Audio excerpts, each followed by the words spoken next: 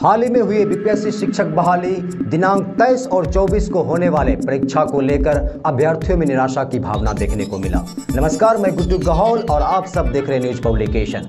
BPSC शिक्षक बहाली हार के बेगूसराय में दे रहे परीक्षार्थियों ने सुनाई कि एग्जाम किस स्तर पर लिया गया, जहां उनका शिक्षक बनने का सपना शायद कभी पूरा नहीं हो सकता। उनका कहना था कि सारा का सारा सवाल आउट ऑफ सिलेबस दिया गया। आइए देखते हैं क्या कहना है अभ्यर्थी। सबसे पहले आपसे नाम जानना चाहेंगे, क्या नाम हुआ आपका? शुभंकर कुमार। पीएसएससी द्वारा ऑर्गेनाइज जो एग्ज़ाम किया गया था उसमें अपियर होने के लिए आए थे।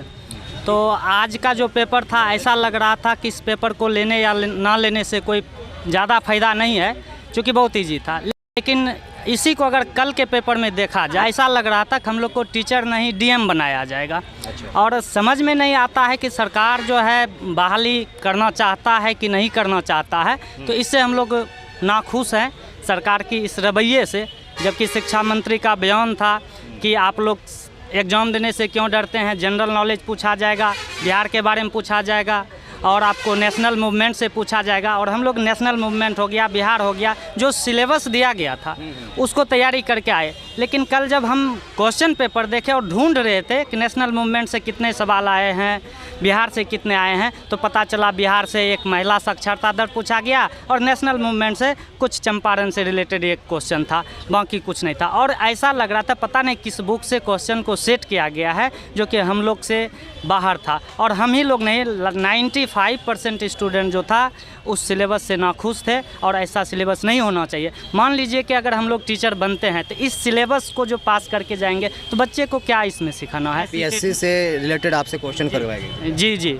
और मतलब पूरा प्रशासनिक लेवल का जो था शायद उससे भी टफ क्वेश्चन करवाया गया था। ये बताइए, आपसे क्वेश्चन है कि जिस तरह से पहले एग्जाम हो रही थी टीचर्स का, उसमें जो है बहाल होते बहुत सारे टीचर का सिलेक्शन भी हो चुका था, लेकिन उसके बावजूद जब बीपीएससी का जो है एग्जाम लोड किया गया, यानी सारे टीचर के ऊपर जो थोप दिया गया, तो उसको आप किस नज़र से देखते हैं? क्या ये सही है? देखिए, जैसा कि है कि सरकार जो इसमें बताए कि कुछ टीचर है जिसको जनवरी फरवरी नहीं लिखने आता है, तो हम सरकार से पूछना चाहते हैं कुछ टीचर को बहाल कौन किए, क्या क्राइटेरिया था? उस समय आप शिक्षा मित्र के रूप में किसी को दे दिए, उसके बाद से आप जब सीटेट वाले को नियोजित किए तो क्या सीटेट वही पास करता है जिसको जनवरी नहीं आता है? वो टीचर तो नहीं था। हम लोग सीटेट पास थे, दोनों पेपर पास थे, तो हम लोग के लिए ज़रूरी नहीं था। हाँ, कुछ टीचर है जो मीडिया में आ गया था, जनवरी नहीं लिखना आ रहा था उनको, ठीक है, या बिहार के मुख्यमंत्री कौन है ये नहीं पता था। बीपीएससी का फुल फॉर्म आप बता दीजिए। क्या बिहार पब्लिक सर्विस कमीशन होता है बीपीएससी का फुल फॉर्म। तो उसी से मतलब रिलेटेड आपसे क्वेश्चन करवाए गए थे? नहीं, उससे भी नहीं करवाया गया। ये बताइए सर, आप भी एग्जाम देने आए हैं क्या? जी हाँ। अच्छा, तो कैसा गया एग्जाम, ये बताइए। एग्ज़ाम पेपर तो फर्स्ट पेपर तो बहुत अच्छा नहीं था, लेकिन आज का पेपर बहुत ही नॉर्मल था। नॉर्मल था? हाँ, बहुत ही नॉर्मल था।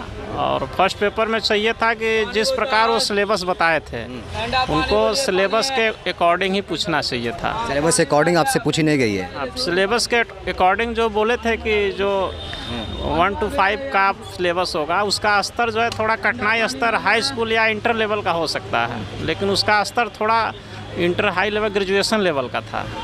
अच्छा, बिहार सरकार जो ये नए नियम लागू किए हैं कि बीपीएससी का जो है भी एग्जाम देना है, उसके बाद आपका टीचर में हो पाएगा, तो इसको आप किस नज़र से देखते हैं, ये बताइए? समर्थन करते हैं इस नियम को? नहीं, देखिए, ये नियम तो ठीक है, क्योंकि आज के पहले जो 2002-06 में जो वैकेंसियाँ सरकार ने क्लियर की थी वो पंचायती राज विभाग को दे दी थी।